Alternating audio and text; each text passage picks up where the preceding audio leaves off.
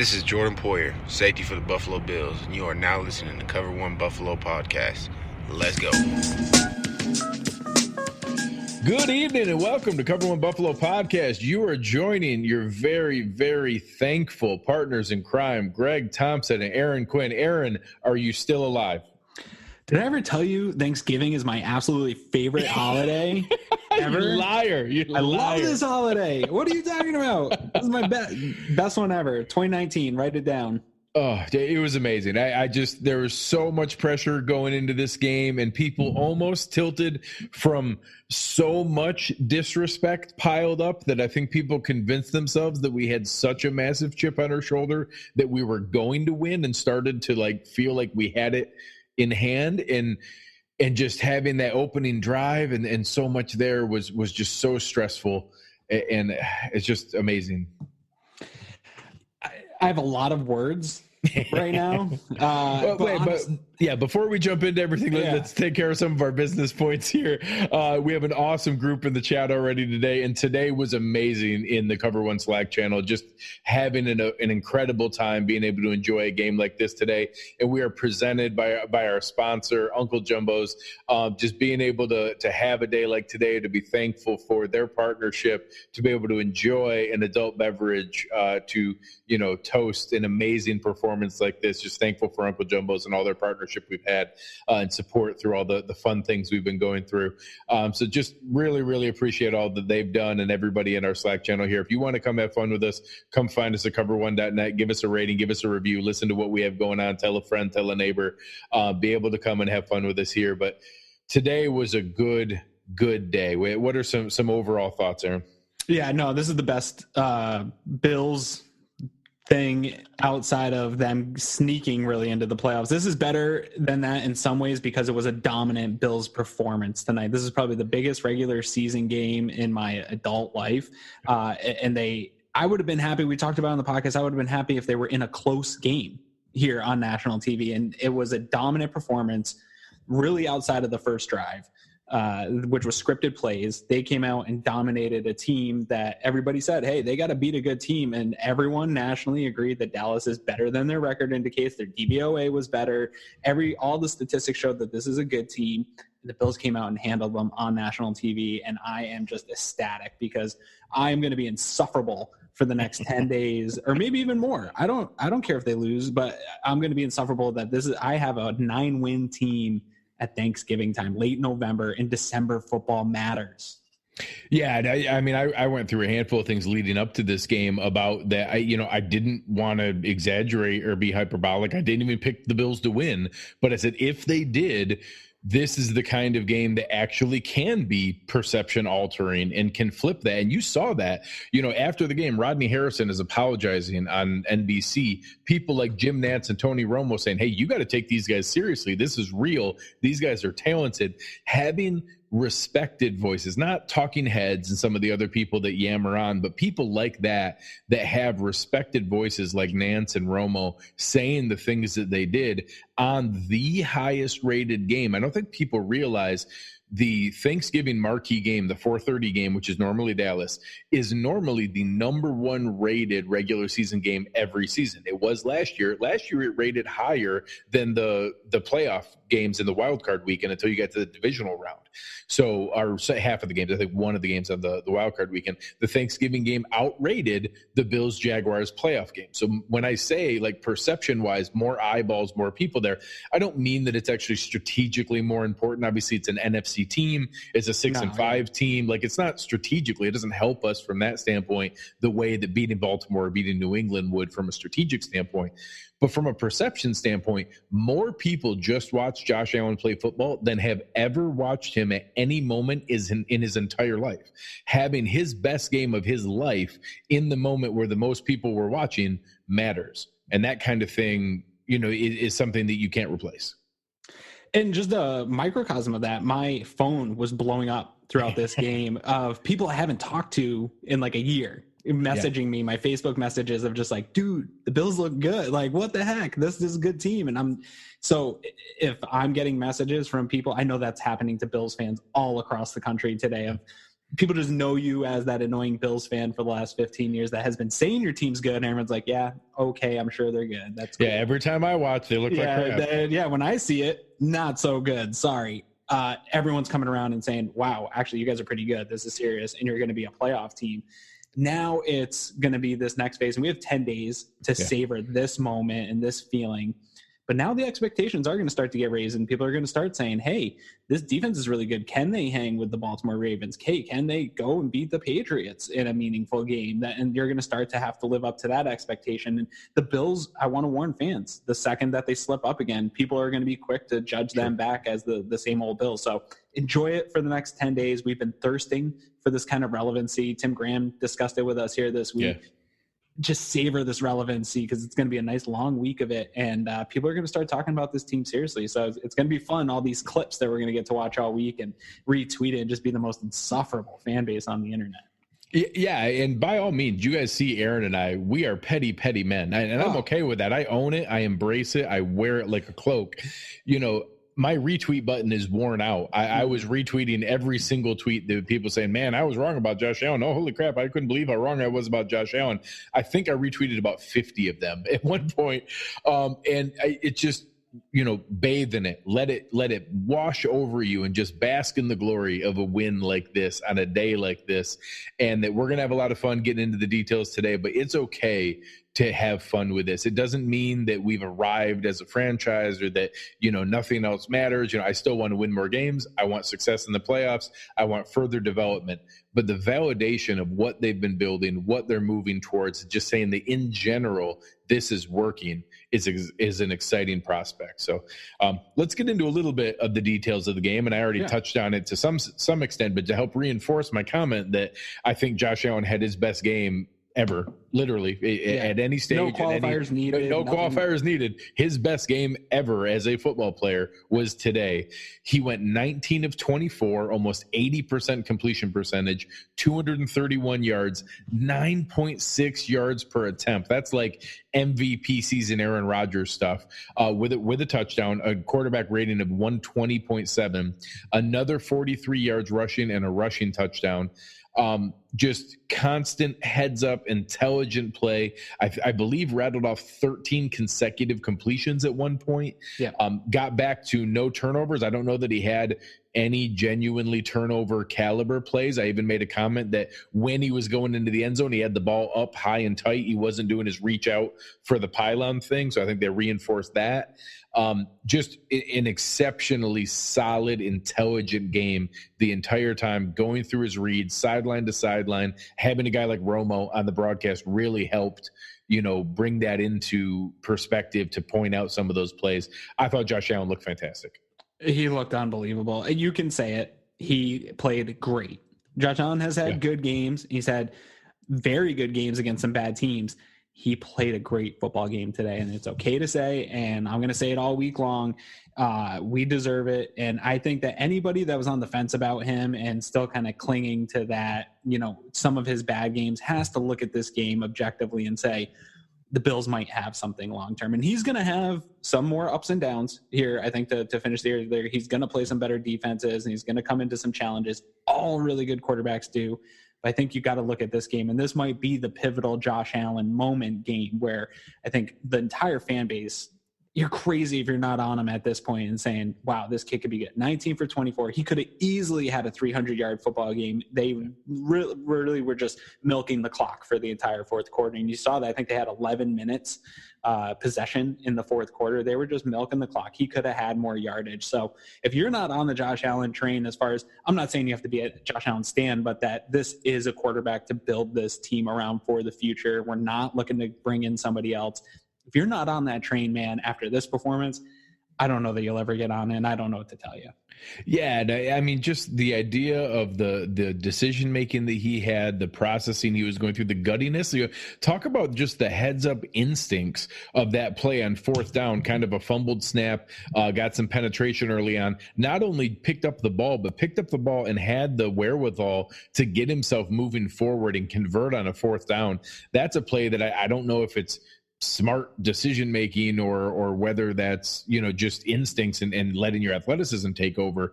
But that kind of play is just very, Josh Allen-esque. And then you pivot to that with some of the smart decisions he had, the checkdowns that he had.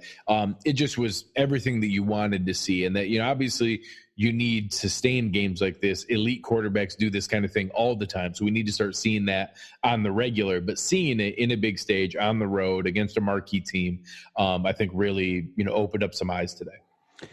Yeah, I think that the fourth down, the quarterback sneak, the picking it up, whatever, I don't even know really still what happened on that play, but that play is a small glimpse into the real Josh Allen, I think, and that is a incredibly uber competitor.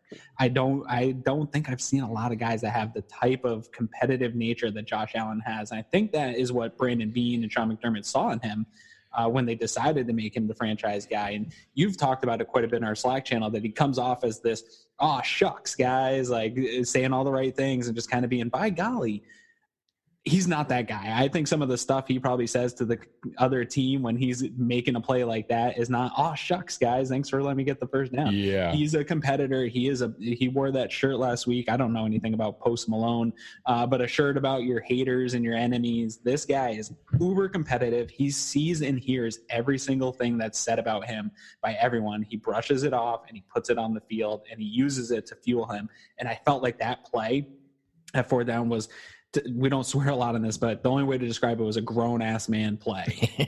And it was a competitor play. And I felt like that was just a small glimpse of who the real Josh Allen is. I feel like he'll run through anything to win. And very few guys, everybody's a competitor out there, but very few guys will do anything just to get that yard. Yeah, and it's funny. A lot of people know this about me. I lived in Cleveland for a long time after through college and my first real job. The exact text I got from my friend as that play had just wrapped up is, wow, Baker Mayfield doesn't make that play. No. And a lot of guys don't. Maybe Lamar Jackson might be the only other young guy that is that uber competitive, and you see that from him. It's a special trait. Absolutely. Let's kind of move into the next phase here. I didn't think today was an especially impressive rushing game. I thought it was a check the box rushing game. I thought that they got the necessary balance they needed to keep Dallas respecting the fact that they could run. They had some nice play action. They went out wide. They had a couple RPOs. I thought that it was functional, and that's fine on a day like today. We didn't need it to be special. We didn't need it to take over the game. They converted some first downs there at the end when we were milking the clock, and during the game, they were keeping them honest by running a handful, but this was a Josh Allen passing chunk play type day. So I thought the running game was fine, but I didn't think it was amazing. I thought it just did what it needed to do. I think you hit it on the head. It kept them honest. They did just a good enough job running the ball that they had to defend it. I like this game from Devin Singletary. 14 carries, 63 yards, 4.5 per. He had a few nice runs that kept the chains moving as well, the typical stuff we've seen from him, a couple chunk plays. That is, in my mind, if he continues on that path, he doesn't have to be this 100-yard rusher that we saw last week. If he's right around there and Josh Allen can have an efficient game throwing, and then that's how you win with an elite defense, in my opinion. And we'll have to probably lean on him a couple other games, but they didn't need it today. And I think that shows a lot of fans felt the path to winning was we have to just pound the rock with Devin Singletary, and he's the only real weapon on this team to get the ball moving. We don't trust Josh Allen. I think we've found reason today to trust Josh Allen a little bit when the opportunity arises for him to win the game and for it to be Josh's game. He can do that. We saw that today. So really nice balance, I think, all around. And I think you really nailed it. And that balance made the Cowboys stay honest and didn't let them over pursue any one aspect of the Bills offense. It was a very balanced day. Yeah, and so moving into the receiving game, you bring up the other phase of Devin Singletary, not only 14 carries, but 4 targets, 3 catches that actually gave him 101 total yards from scrimmage on the day. So we had 101 total yards from Singletary. We had 110 yards from Cole Beasley, an outstanding day. Again, they utilized the attention that John Brown is now getting from defenses to kind of pull away from there. And I'll use this moment to bring it up. Chip made the comment here in the chat as well. I thought this was by far Brian Daboll's best game as a play caller best game as an offensive coordinator. I'll go as far as I did a fair amount of research on him coming in, and I know kind of made some excuses for the quarterbacks that he had. I feel confidently this is the best game plan he's ever called as a professional. Had them off balance all the time, had some nasty like jet sweep, stop action, reverse jet sweep motion from McKenzie, had the double reverse wide receiver pass from John Brown to Devin Singletary in the exact right moment where he saw that they were coming in with pressure. He was in, I read after the game that he was in Josh's ear as the play was cutting out, that if he reads zone to get out of the play, but if they're blitzing through man, make sure you call it, and just was constantly keeping them off balance. I thought it was outstanding by Daboll to put them into good positions, being aggressive, being creative. You know, again, we saw the distribution with 8 different guys getting a reception, spreading the love around all over the place, and just a really solid performance by the receivers as a whole when they really needed them to step up. I think 3 things have really aligned very nicely for this offense in the last month for the Bills. One is Josh Allen having that horrible game at the Patriots and rebounding from that, being a more conservative approach to the game in the sense of limiting his mistakes and the turnovers. And we've heard him talk about it a number of times. I think that's number one. That's one of the biggest changes we've seen in this offense. If we can just eliminate the turnovers, our defense can keep us in games. There, you got that. Brian Daboll going up to the booth, I think, does do a lot. A lot of people have talked about it. It's him able to see. I have a lot of faith in Ken Dorsey being able to communicate with Josh Allen on the sidelines. I like that matchup. That's good. Daboll's been calling pretty good games. I think the third thing that doesn't get talked about enough, that's showing the progress of this team being able to score more than 20 points. This offense, we talked about a lot. 9 new starters. It's halfway through their first year together, and I think you're starting to see these guys gel. I'm mostly seeing this around the offensive line. The offensive line has played very well for the last few weeks. You saw Josh in duress a couple of times, but you saw nice lanes open up for him to step up into, and he's getting better. So a lot of things lining up really nicely for Brian Daboll, I think, to feel more comfortable in his offense and in his play calling. I felt he might have felt limited in all these new players, Josh not playing well. I got to dial it back because I can't get too crazy. We just have to move the ball and not make mistakes. Now I think they're starting to say it's this play fearless idea because everyone's playing better together and they have a better sense of it. And I think that you're going to continue to see this offense improve. Like you said, John Brown getting more attention is going to open up some stuff for these other weapons they have. And they do have other weapons. And so it's going to be really interesting to see how teams cover them moving forward, because if Cole Beasley can put up numbers like he's been putting up, man, who do you guard? Yeah. And it's really going to a couple of things you touched on with that shift we've seen, and specifically since after the Browns game, they've gone more towards all the changes you've seen. So the combination, for any fans who aren't aware, coordinators can be in the quarterback's headset in their helmet up until 15 seconds on the play clock. So that not that changes from being on the sideline to the booth, but in the booth, he gets a different perspective on the field. He can see some last minute movements and changes by the defense shifting from, different coverages, a blitz coming in, disguising coverages, zone versus man, and be in Josh's ear that whole time. So when we're running this kind of pseudo version of the no huddle, we're actually doing that because the quicker they get to the line of scrimmage, the longer time you might get a 10 to 15 second window. If we're out there at 30 or 25 seconds in formation, we can see the defense for 10 or 15 seconds where Daboll can continue to talk to him. Yeah. That's why we see them run this no huddle, that they're not running up and snapping the ball no huddle. They're running up, get in formation, read the defense, make your adjustments, make your audibles, listen to Daboll, and then get out of it. You're also seeing them stick with the same people on the field more often. The snap counts for Beasley, McKenzie, and Brown and Dawson Knox are going to be really, really high. Same with Singletary versus Gore. You're going to have some of the other tight ends mix in and get some snaps. You had Robert Foster mix in, but they're sticking with that single back, 1 tight end, 3 receiver set, and go and making the run of that. And obviously, I don't see any reason to change. I don't see any reason that we wouldn't continue with that with Daboll in the booth. Daboll clearly keeping his mustache, which is very important. No, very important. Keeping the single set back here. It's just really exciting to see that. The last part of the offense here was the offensive line. There were 4 sacks today. I think that from my recollection, I think all 4 of them were off blitzes where they brought more than we could protect. So not that that's not on the offensive line, that still matters, and you can pick up blitzes if you call them right. But I don't think that people were just getting blatantly beat. I think that the Cowboys were being really aggressive and brought a lot of guys on multiple plays. So I thought that was reasonable. And again, they did a solid job running the ball. In general, kept Josh clean and available here. So I thought the offensive line handled themselves well. And at minimum, we didn't let a guy like Quinn or DeMarcus Lawrence take over the game. Yeah, I mean, I would say at least one of the sacks was on Josh. I saw that blitz coming from a mile away. I don't know what he saw, but nobody picked it up. So I'm guessing he didn't see it and changed the protection. Mitch Morse didn't see it, changed the protection. So that I'm putting that one on Josh. Probably a coverage sack in there too. So I thought the offensive line played fantastic. When you're running backs getting 4.5 yards a carry and your quarterback's throwing the way he is, your offensive line's having a good game. And I think both sides of the ball, we'll get into it. They dominated at the line of scrimmage today. And I think you saw that throughout the rest of the stats. I think when you dominate that way at the line of scrimmage, you see the type of performance we saw today from the Bills.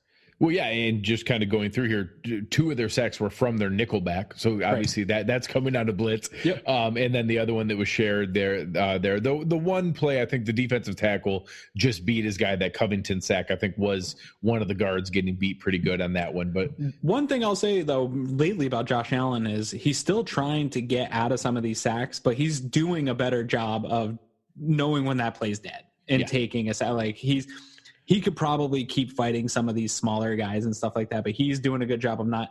We hated it last year, turning his back to the defense and running backwards 10 yards and taking a 15-yard sack instead of a 5-yard sack. So the kudos to him. The sacks, they were pretty big, but they didn't stall the offense at all today. Yeah, absolutely. As we're getting ready, before we pivot over here, want to take a minute to talk about Uncle Jumbo's, our presenting sponsor. Today is a perfect day to enjoy some of their American vodka, some of the Berry Good, some of the Country Lemon, the Bluesberry Lemonade, just an awesome amount there. Anytime you are enjoying Uncle Jumbo's, we want you to take some time to enjoy that responsibly. And the good way to reinforce that, we like to talk about the Uncle Jumbo's responsible play of the game.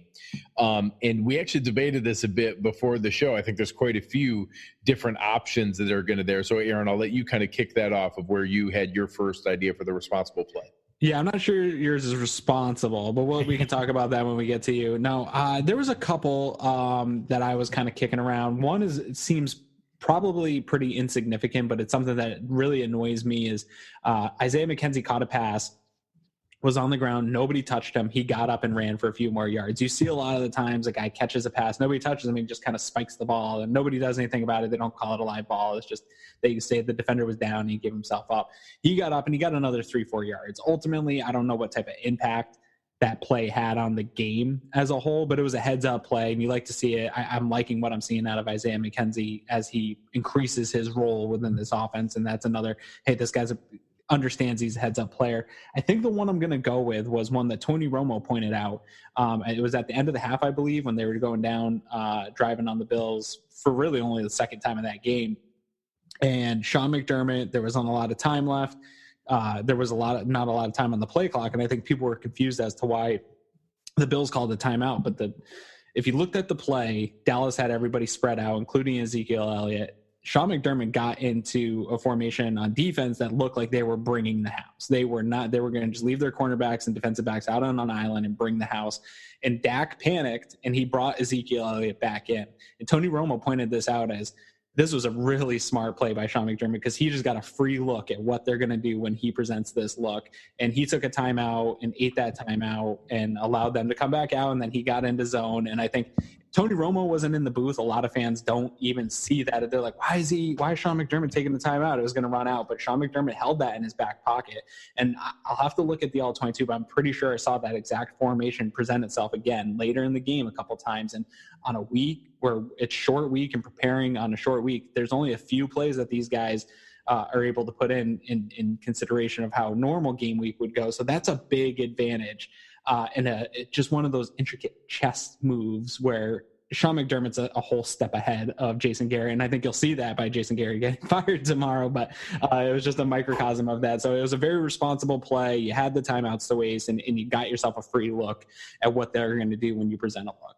I thought that's a great choice. And I think that you even saw that again, that Romo and Nance were commenting on it with his smart usage of the challenge later on where, you're going to get beyond two minutes. You're the leading team. You're not going to need the timeouts. It was a smart usage there. I just love kind of the in-depth view that they give when they're the announcers on the game, talking about that kind of decision making. It's just so much fun, and it tells you what we get stuck with when we're constantly having the third and fourth string announcers in so many games. So it's there. I'm gonna go with one that was a really conservative, careful, smart play when Brian Dable called the double reverse wide receiver the QB1.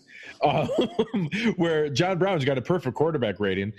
So I just, I'm half joking in the sense that that's not conservative and is a little crazy there. But what I do want to say is I think that the timing of that you had just gotten a turnover, you're trying to take a deep shot. You're not necessarily just going to take a deep shot in the stereotypical sense. I like the idea that he took his chance there where we were trying to get back into it. We were trying to be able to really take a substantial lead in a serious moment there where we had finally gotten back and tied it. The game was looking a little bit rough earlier. You just got back-to-back turnovers. We missed the field goal on the previous one. Let's not let this one get away from us here. And you dial something like that up to be aggressive in that moment. It was on a first down. You just got that tough, gutsy, competitive conversion from Josh Allen, so people are kind of excited about what's going on. I just thought that it was really exciting to see them try that, and I thought it was smart to do it in that moment. So my Uncle Jumbo's responsible play is going to be Brian Dable's razzle-dazzle call, even if that's not the stereotypical use of it. I think that it really showed a smart time to take an aggressive shot like that. It was, and it was one of those damn plays that the Patriots have been doing for the last 10, 15 years that is so freaking annoying when you see them do it and have success in it. But when we do it, it's fantastic. And I love every minute. They're geniuses. It worked every minute. But no, in a game like this too, we saw it early on where they went for it on fourth down inside their own 20. This was a desperate football team that was trying to create plays, trying to keep it alive. In a game like that, you have to be willing to match, I think, some of that intensity and take risks and make gambles to try to make big plays and put them away on the road in a big game. And we saw that Brian Dable's not scared to do that. And now that's on film. And when they're running that jet sweep stuff, people have to be careful because you don't want to be the team that gets screwed by that again after it's been on film. So they're putting things on film, and that play in itself has been building up for weeks. That's part of the package that you've seen them running, that people get frustrated with the jet sweeps and stuff. So it's great time to pull it out and use it, and really a game-changing play. So I think it's pretty responsible in a drunk kind of way. I'll take it. Switching gears and getting into here, this is weird to say, looking at the box score and our lovely box score scouts, people who will go back and look at this. Luckily, we don't have to worry about that today since everyone got to watch the game. Yeah. But when you look at a game where a team has 32 first downs, 323 passing yards, and 103 rushing yards, it's kind of hard for me to say that the Bills defense locked them down.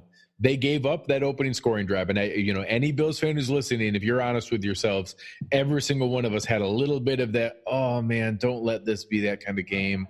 They went down the field pretty smoothly, pretty easily. That opening drive was 9 plays, 75 yards, and a touchdown. A lot of it looked way too easy. And every one of us had that pit in our stomach of, oh, man, don't do this. Yeah, don't do this.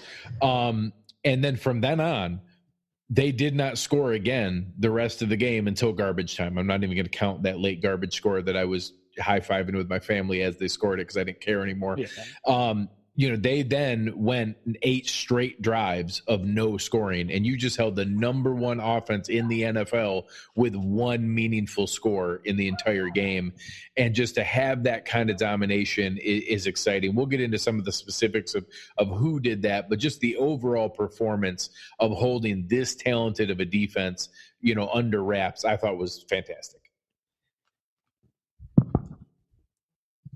Being able to, kind of look at where where that starts at is all right. I'm back. I had to mute my mic. My dog is going nuts outside of the window. He's pumped about the Bills game. He's letting everyone in the neighborhood know. So they dominated them outside of scripted plays, because we saw it again at the start of the third quarter. They were driving before the Bills stalled that drive. Outside of the scripted plays, and then at the end of the game, at the end when they were kind of going soft coverage and letting them pick up some yards, they owned the Dallas offense. And I think that the yardage, like you said, the box score scouts are going to see that and say, well, they give a bunch of yards. It's probably going to impact their DVOA. I don't really care. Yeah. They were the traditional bend but don't break defense all day long. They didn't give up any huge plays. They gave up a few of the 20-yarders that we count in the toxic differential, but nothing major that blew the top off this defense. They kept everything in front of them. It was a phenomenal defensive performance. And guys, those first drives are super frustrating. And like you said, it puts that pit in your stomach, especially after you just ate a bunch of pie on a day like today. But those scripted drives, those guys work very hard at that to script the perfect play to get a good start. So that they attacked the Bills defense where they thought that they had a spot to attack them. And that's going to happen. I think Bills fans should feel very good about how Leslie Frazier and Sean McDermott are working together. Sean McDermott was mic'd up last week. And you don't get a lot out of those snippets of the mic'd up snippets, but you did get on one of the sacks that somebody had, I forget who it had, but he said into the mic, he said, "Great call, Leslie." I think that they are in sync in how they're calling this defense, and they're making adjustments. And you're seeing that outside of the scripted plays, teams aren't moving the ball on them very well outside of scripted stuff. Yeah, a lot of fans have asked that because they've seen pictures of McDermott on the sideline with a call sheet, and both him and Frazier have had call sheets since about the fourth or fifth game of the year. Yeah. And that doesn't mean that McDermott's taken that. I think McDermott just wanted to be a little more involved in the play calling to understand what he was seeing, where those things were coming from. But yeah, it just was incredible. And I think it starts up front. And the performance that we saw today from Ed Oliver was dominant. If this is the idea of what we're going to have, and I think it is when you're talking about the fact that he did this against Travis Frederick and Zach Martin, and some of the easy gimmies were against Connor Williams, who obviously looked dinged up. But if this is what we had to look forward to with Ed Oliver, and I know a lot of people, tried to calm people down that, hey, defensive tackle, take some time to learn the technique and get off of your blocks. And I think the second half of the season is going to be better than the first half. This is now 3 straight games with a sack for Ed Oliver. He had 2 of them today. One of them was a strip sack fumble, another tackle for a loss, and a pass knockdown, and another quarterback hit. This was unbelievably exciting to think about what he might be able to offer us in the future. I'm going to chalk up Sean McDermott, Brandon Beane, Leslie Frazier, this entire staff as geniuses for how they've handled Ed Oliver's first season. I think people overblew he's a bust, and because he got benched, he's no good. He needs to be an impact. He's not showing up on the box score. I think all of that was well overblown. We saw him doing a lot of right things, but just he hadn't quite grasped the NFL game yet. And I think they pulled him back. They created a little adversity for him. Not everybody can get pulled back and no longer be a starter when you're that type of pick. You've always been the man. Everywhere you are, you've been the guy. Leslie Frazier talked about it this week that when they pulled him back, he handled it really well. He just wants to learn. And I think that they kind of tested him with some of that adversity, and then that it's paid off. So I'm going to give them the benefit of that they're the greatest talent handlers in the world. But it's really reaping the work that they've done with him, because over the last month, the defensive line, I think, has been the catalyst for the team's success in general. And the problems that they had on defense are getting fixed because of the defensive line. And you're seeing it across the board, but I think Ed Oliver is the best one to look at because he's going to be here for a long time. And you look at both Josh Allen and Ed Oliver having their best days. That's super exciting for Bills fans to have their best days on national TV as a coming out party that, hey, these guys are going to be here possibly for the next 10, 15 years. Holy cow, this is going to be a lot of fun. Yeah, it was really incredible. And I know coming into this game, the last two games coming in, we had 11 sacks, but it was against Miami, which, has their offensive line. And then it was against Denver, but it was against Brandon Allen. And does that really count? And that, coming into there, 4 sacks against, an MVP caliber season Dak Prescott and the largest investment offensive line in NFL history with the Cowboys. 4 sacks there matters. And they came from other sources. You had a split sack between Shaq Lawson and Jordan Phillips. You had another one from Trent Murphy. Just having that kind of performance. And I will take this moment here for the people who have been going nuts about Star Lotulelei and we need to release him. This is now 3 straight games where it was a sack, and today he had an interception and a blocked fumble. So I am totally fine with, Star Lotulelei isn't earning his contract. He's not worth the huge money we're paying him. Okay, I can listen to that. There's a huge gap between Star Lotulelei is not a great value and we need to release Star Lotulelei. He is a valuable player that is an important part of this defense, and I don't want to see anything change on this defense right now with the guys that we have. And I just thought that the defensive line as a whole played great. You hear it again in the mic'd up. You don't get a lot of stuff, but we heard Jordan Phillips screaming, "Star!" You heard Jerry Hughes last week. My guy, Star's got to get a sack. Star's got to get in that. That matters. He's been a good part of this defense for the last month. I thought all the stuff about Star was vastly overrated. He was the scapegoat after Zay Jones left. That's fine. People want to say, he's the problem with the run game, and he wasn't doing his job on every single play, but he wasn't the only problem in the run game. It's a 1 of 11 thing. And I think all of it was vastly overblown. So I'm happy for Star to get things that show up on the stat sheets so that we can throw that back in people's faces a little bit. But no, he's not going anywhere. And the way Sean McDermott likes leadership and the way Brandon Beane likes that, I won't be surprised if he doesn't decide, hey, I've had enough and I'm going to retire moving forward. If he wants to continue to play, I'm not shocked if they bring him back. Again, depending how the roster shakes out, you're going to have Harrison Phillips coming back. Everybody said, just get him back. It's going to take a little bit of time. So there's a chance that Star Lotulelei is still on this team for another year if he wants to be, because just the leadership alone and what he means to that locker room. Yeah, and I will get into this in the offseason, but from a financial standpoint, there's actually very little savings. He counts about $10 million on the cap. 7.8 of that is a dead cap hit. So cutting Star Lotulelei to pay for Jordan Phillips, which I hear every other day on Twitter, isn't real. It's not a thing. The cap savings of cutting Star Lotulelei is $2.3 million. That ain't going to cut it to sign Jordan Phillips. So signing Jordan Phillips is a totally separate function. So next year, if Star Lotulelei wants to continue to play, which I believe he will, he's going to be on this team because there's no financial benefit to releasing him. So in 2021, there's a possibility that's a discussion where then you flip it. He might be done by then anyway. Yeah, I could see him basically. I think a lot of people saw this as really a 3-year, $33 million deal when he signed it. I think he goes through that. I think he's here next year. I think he plays. And then it's up to him and McDermott to talk. Do you want him back? So let's move into the next layer here.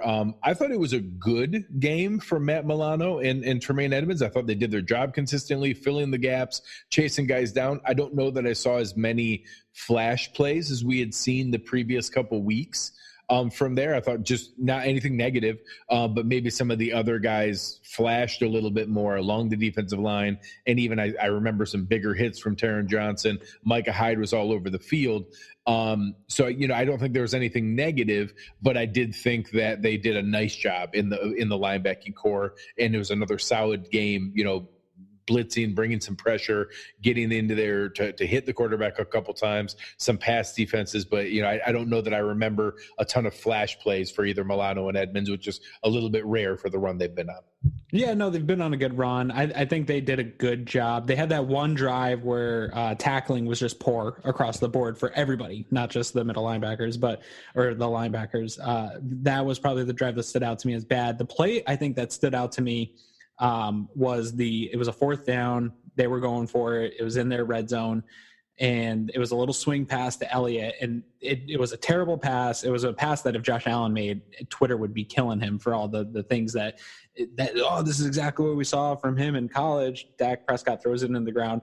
But even if it's Zeke Elliott catches that, Matt Milano and Tremaine Edmonds are right there with a perfect angle. They're not giving up that touchdown, and that just shows the athleticism that they present. And even when they're not making the flash plays, they're still showing that they're pretty much always going to be in their spots and taking good angles and things like that. So I don't need them to always be making flash plays. I just don't want to look at those two as the reason that the defense is giving up a lot of points or giving up big drives. And they didn't do that today. And that's totally acceptable and good in my book. We saw them get their hands on a couple in the pass lanes. Milano specifically got tipped up a couple balls, but they didn't really attack that section of when they were in zone. They weren't really attacking in the middle where Matt Milano and Tremaine Edmonds were. They were kind of working away from them in the passing game anyway. Yeah, I thought it was really, really solid. And, going into the next layer here, I thought the secondary did a great job. You're talking about one of the most dangerous receiving corps in the NFL. You have Amari Cooper, you have Michael Gallup, you have Randall Cobb, Gabe held the other guy that caught a touchdown that I don't think I'd ever even heard of. Never heard of him. Ventel Bryant. I wasn't prepared with a deep scouting report on Ventel Bryant. Nope. But, just the weapon out of the backfield, they usually use Tony Pollard a lot. The fact that they kept everybody in check for the most part, other than a couple, Michael Gallup had an amazing catch down the sideline. That was really impressive. But I thought the rotation between Kevin Johnson and, getting him in there with Levi Wallace, I thought was still really good. Taron Johnson had a couple great plays. I'm really glad it doesn't look like that there was a serious injury for Amari Cooper that looked ugly for a second. That was a clean hit, a very clean, good football hit by Taron Johnson, but was scary. I was glad that it didn't turn out worse than what it was. And then another great game. You saw Jordan Poyer up there like a linebacker most of the game. He was in the box constantly. And then Micah Hyde was everywhere, just back and forth all over the place. And I think that our secondary, the Patriots rightfully get talked about is the best secondary in the NFL. I think we're right there with them. I think we're right in that caliber. I'm not going to try to argue we're better because they're exceptional. But I think we're right there in that caliber of one of the best secondaries in the NFL. And with that team in today's modern NFL and how everyone likes to pass the ball, I think that's going to keep us in every single game and give us a shot that, when we get into the playoffs here, I don't think that we're just some one and done pushover. I don't think anybody's going to want to play the secondary. Yeah, no. And a comparison to New England's going to be tough because they primarily play man defense, and that's a totally different thing. And I think fans get frustrated. I saw a little bit of it on Twitter early on when Amari Cooper was getting catches, but you got to understand what the Bills defense is all about is they're okay with some of that yardage building up and plays happening in front of them. They keep everything in front of them. They're good tackling players. They make plays on the ball. I saw multiple plays by both Kevin Johnson and Levi Wallace had a sneaky good game, bounce back game here today in front of a national crowd. He made a couple nice plays on the ball, but you're getting guys like that. It's crazy to think that the Bills have a defensive backfield that is 4 cornerbacks deep, because Taron Johnson, I think, is one of the better slot receivers I've seen in a long time. They're 4 cornerbacks deep and have 2 really good safeties. Even when Micah Hyde came out for a play, I think it was maybe out for a play or two. Yeah. You bring in Kurt Coleman, who has seen a ton of football and a ton of experience. He might not be the Kurt Coleman he used to be, but I felt pretty good when they flashed the camera on him and said, okay, Micah Hyde's out, but we're bringing in a guy that has a ton of experience. This game's not too big for him. This moment's not too big for him. He's not going to be the reason. Now they're going to go pick on Kurt Coleman as an issue. So this secondary is deep. They're good tacklers. They're good in fundamentals. I don't feel like they're going to give up a lot of big plays. And that is super reassuring to me after years of terrible secondaries where there's always a weak link. There's really, I feel, not a lot of weak link. Maybe you can get a good game against, Levi Wallace. And I think some of that even was overblown. When you have Trey White playing the way that he's played this year, it's hard to be the other guy. You're going to get picked on. They got to throw it somewhere. So they've all been playing really good football, and they don't get the credit they deserve. I'm not sure. It's hard to evaluate defensive backs in the broadcast view. And I'm still not sure they're going to get the credit that they deserve, even after this game on national TV, because people are just going to look at the box score and say, hey, Dak threw for this many yards. Amari got some yards. They're just going to see the yardage, and they're not going to see what the Bills players did. And I don't know if they'll ever get the credit that they deserve with the accolades, Pro Bowls and All Pros and stuff like that. But I think at least Trey, Poyer, and Hyde all deserve to be in the Pro Bowl conversation. And I think at least Trey, and there's a case to be made for both Hyde and Poyer to be in that All-Pro conversation. Absolutely. I think that they deserve that attention and should get that. And I thought that this is the kind of game that can give them that kind of attention. So I'm glad that that's there. There's a conversation going on in the chat. Sean and Joe are talking about I'm normally very even keeled with the referees. I don't normally, I'm like, yeah, they kind of go both ways. I thought it was very, very difficult not to feel like there was a concerted effort of the refs to call every ticky-tack thing for the Cowboys. And then we had some blatant things that got called against the Cowboys in our favor, but they were obvious blatant things that anyone would have called. Right. Any of the ticky-tack ones. And the frustrating stuff was the exact same thing. We get a weird, roughing the, unnecessary roughness call where Jerry Hughes is jumping on to tackle Dak Prescott while he's still off the ground, going to the ground. He hadn't been tackled yet, and he was gang tackling him. Josh Allen gets 2 hits after he slid. We get nothing. We get 2 ticky-tack illegal contact calls for nothing. We see the exact same thing happen as Robert Foster's going down the field for a deep shot, and we get nothing. It just, if you're going to call it ticky-tack, call it both ways, and it was really, really frustrating. I know Sean was bringing up the hands of the face, the one for Jordan Phillips. From everything that I saw, it wasn't as bad as what the replay showed because they didn't give a replay of it. There was video that it was actually hands of the face on the guard before he got to Dak Prescott. So they didn't ever show a good view of it, but he did get a big face full of Zach Martin's face mask while it was there. But still, it just added, in the moment, it seemed horrible. And it Jerry Hughes' penalty should not have been called a penalty. Dak Prescott wasn't on the ground. He wasn't on the ground, at least when Jerry was making the decision to begin his movement to tackle the runner. That was a bad call, especially when earlier in the game you had Josh getting hit blatantly when he was on the ground and the player was not even making the motion. I'm with you. I do not even talk about the refs really. I usually I dislike it when I see a lot of people just getting on the refs right out of the gate. Shaq Lawson, I feel like, could have had 2-3 sacks in this game. He was being held constantly. There was holding going on all over this game. I even tweeted it out in the second half that the Bills had to play clean. They're probably getting worn out by playing against both the Dallas Cowboys and the refs because it really was bad today. But they were able to overcome it, so nobody's going to talk about it. Won't get that. I'm sure that the Bills will send their long list of things they didn't like about the officiating. But the thing about it is it's rampant throughout the NFL. There's bad officiating all over the place. We just got a good taste of it today, and it doesn't taste good when it's one-sided on you like that. Yeah.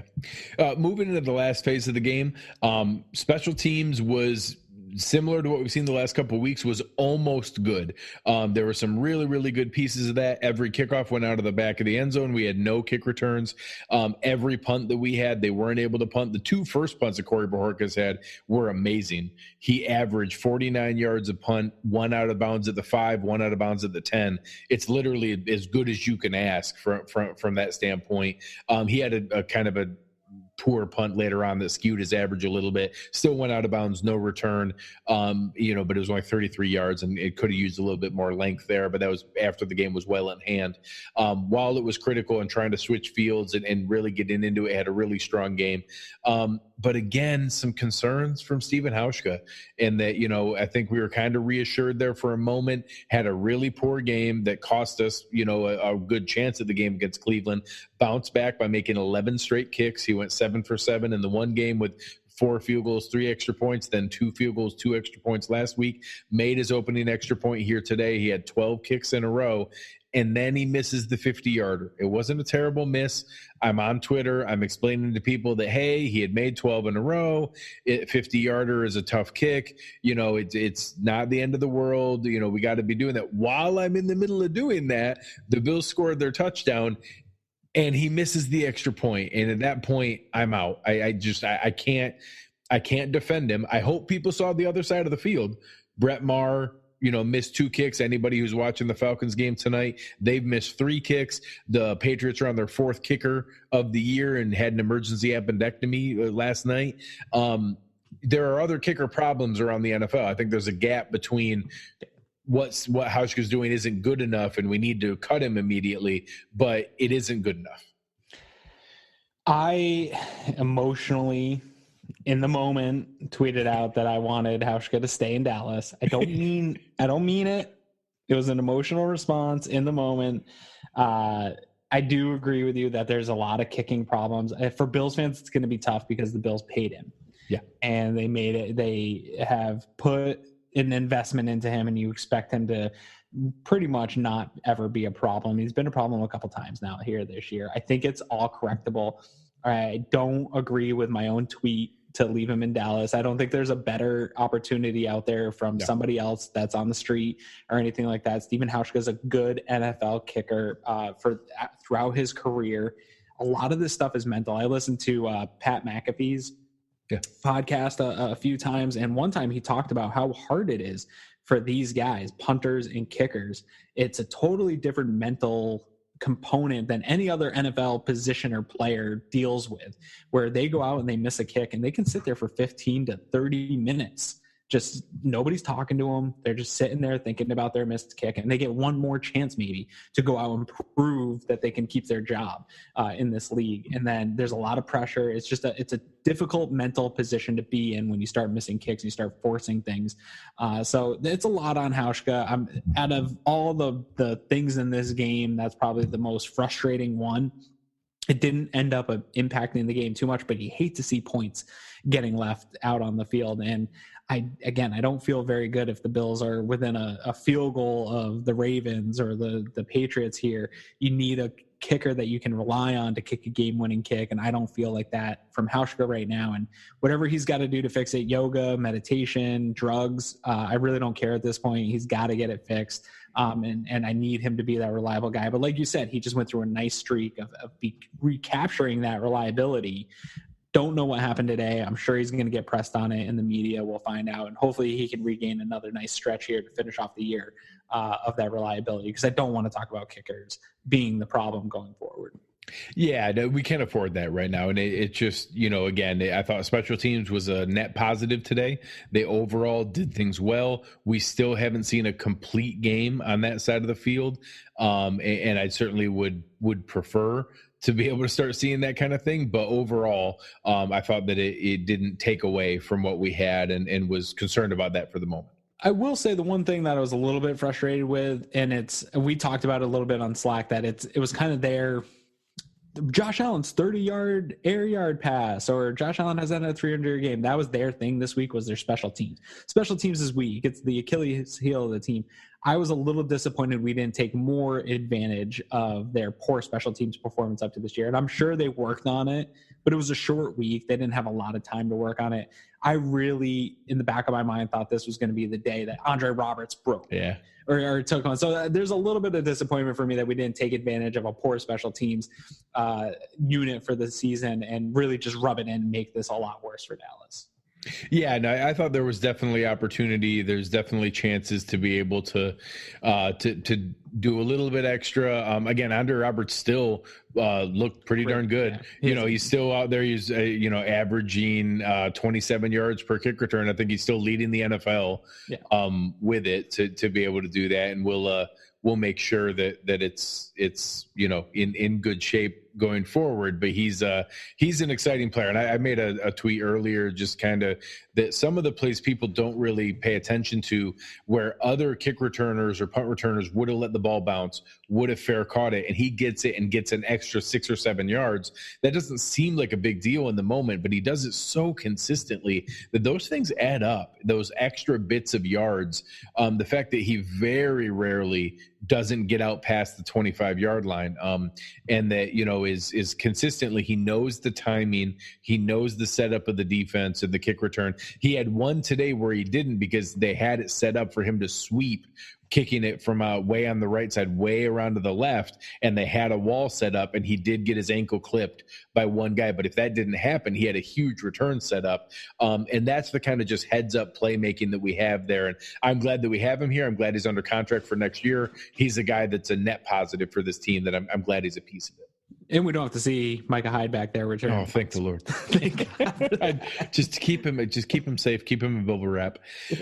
All right, so let's get to the awards part of the game. Our part of our program here. I think that it's fun on a day like today where it's very, very debatable. So let's start on the negative side here. I think it's very, very easy. This one's easy. I think both of us have Stephen Hauschka. It's not acceptable to miss those kicks. He's got to be better. And I don't know that I had anybody else even really in the discussion. There was a couple penalties on Phillips, a couple penalties on Deion Dawkins that I was considering just because I hate penalties. But yeah, no, Stephen Hauschka took it away with spades. He's got to be better. There's just nothing really to talk about. He's just got to do a better job at his job. Absolutely. So now on the positive side is where it really gets fun.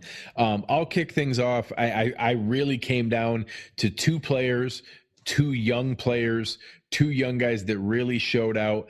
I think that in many games, Ed Oliver deserved the Gruntled Award and deserved to be the player of the game. I thought that he was as close to that game-wrecking presence as anything I could wish for in this kind of setup. But I have to go with Josh Allen, and I think that Josh Allen had the best game of his career and looked fantastic. Didn't have any turnover quality caliber throws, looked great throwing the ball, looked great running the ball, really competitive, gutsy plays. It was everything you could want, and he was a slam dunk Gruntled for me. This one was tough for me. From past experience, I don't love to go with the quarterback. They touch the ball more. They're going to make more plays. Josh Allen had his most fantastic, great game that I've ever seen so far in his young career. There's good reason to go with him. I wanted also Dable was in consideration for the Gruntled for me today. I thought Dable called, like you said, his best game. I think that he is very deserving of this award. I think us as fans, maybe deserving of this award. We're going to have a fantastic week. We earned this. We're going to be insufferable. That's fun. Ultimately, I have to give it to Cole Beasley.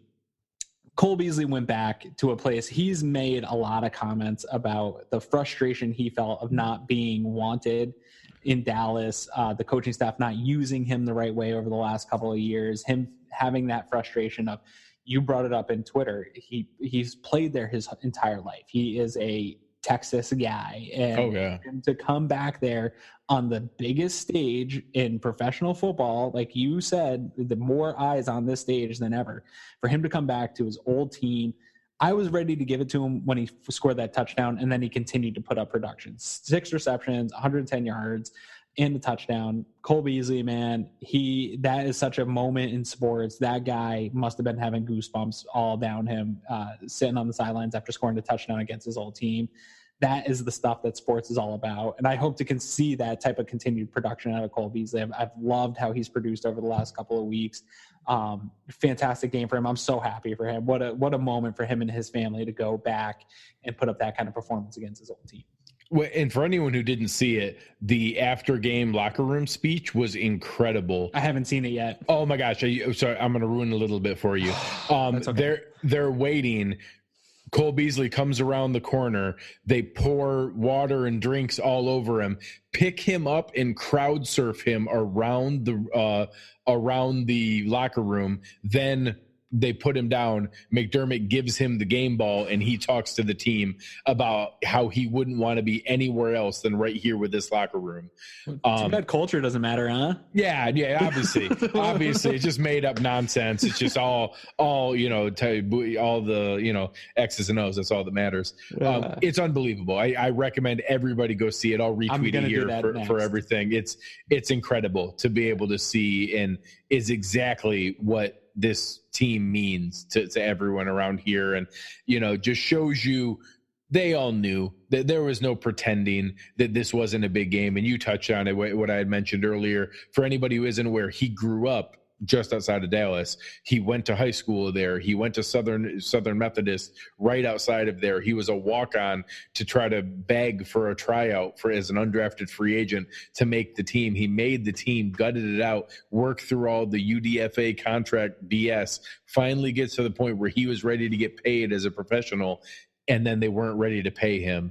and he was absolutely heartbroken by that. That was his hometown favorite team that he had earned that paycheck from, and they were ready to move on and go somewhere else. And that, I think he's happy to be here. I don't think he's upset that he's in Buffalo, but he wanted that paycheck to come from Dallas. He wanted to finish out his life there, and to be able to help him have a career game in a moment like this just shows how much they care about each other, and that they knew what this mattered for, and they weren't going to skew the game plan for it. But if two guys were open, I feel real confident which one Josh was throwing the ball to. Yeah, no, it was a fantastic day. And, to the whole culture thing, right after the game, Josh gets interviewed about his big day. And he just says, hey, we're not playing for all the things other people are saying about us. We're playing for each other. And we're playing because we love each other. And that goes back to when McDermott first got here. And you heard that phrase start to come up, and I never heard that in football before, where talking about people's life experiences and learning who these people were, and loving the guy next to you. And you saw it with the reaction after Cole Beasley's touchdown, how they felt about that moment for him, and understanding that. And that stuff matters to these guys, that everyone around them understands the moments that they're playing in. No, absolutely. And I think it's exciting. And as we go to wind down here, I certainly want to take a moment. Today is Thanksgiving. I'm thankful for all of you guys listening and everything that we have grown as a community and as a group here at Cover One. And it's awesome, the amount of feedback that we get, the engagement we get in our Slack channel, the engagement we get in the chat on the show, the ideas we get for topics, all the different things that are going on. It's just incredible to be able to have those kind of people around us and engage with us. And I'm even thankful for you, Aaron, and for Eric, and the friendship that we've grown and built. And it's exciting to be able to be around people that care about something I care about just as much or more than I do. So just want to take a moment here to say how thankful I am for everybody who's taken the moment to listen to us and enjoy this, and hope that you enjoy what we put all our time and energy into here. Just want to say thank you and take a moment on a day like today. Yeah, I agree with everything you said, especially about just all the people that support what we're doing, because if it was just you and I talking to two people, that's not fun. We don't keep doing it. But all the people that are excited and say, hey, when you guys going on live, that keeps us going. It keeps it working, because it is a lot of work behind the scenes. And like you said, obviously thankful to you and Eric. You've been a huge addition to our team, a little over a year now. I think we started somewhere last year, and you've been a little over a year, and you've taken a lot of this podcast. And I'm thankful for that, because I was doing a lot of it by myself before you came on. So super thankful for that. And thankful to Eric Turner here for the opportunity to have a platform and to bring people together. Like he said today, he thanked everybody in the Slack channel of, considering all you guys friends. And I really do. I spend probably more time in the Slack channel than any other social media or any other environment that I'm in online. And I've grown to really enjoy all of you guys and everybody's sense of humor, and very thankful for that community that we've created here. And if you're not in it, go check out the cover1.net and reach out to us and get involved in this community, because it's a lot of fun and we appreciate everyone. And it's going to be a really enjoyable ride here. I think we're going to have some really fun football through December and January.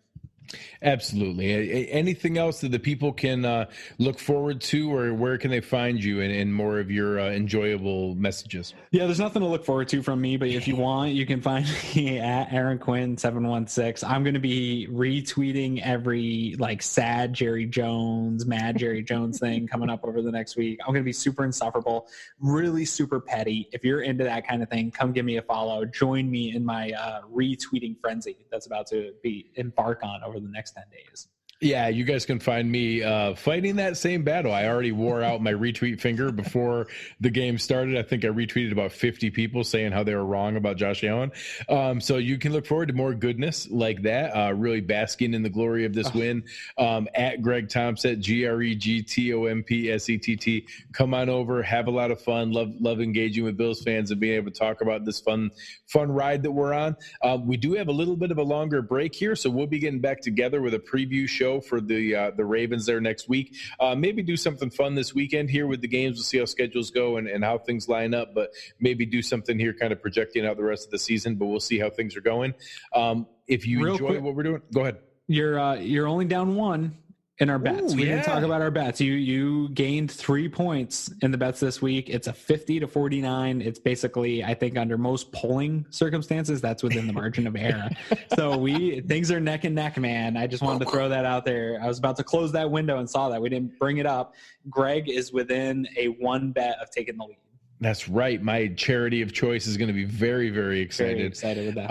And that's a fun idea here. We have gotten a couple good ideas in the chat. Bring those to us on Twitter. If you're listening to this show, give us an idea for a bet that we can do that you think would be, you need to make it tough. It has to be a middling decision that we can, not be sure who would be on which side of it, so it's worthwhile. But if you have a good one like that coming into the next game, the Ravens are going to be a tough game.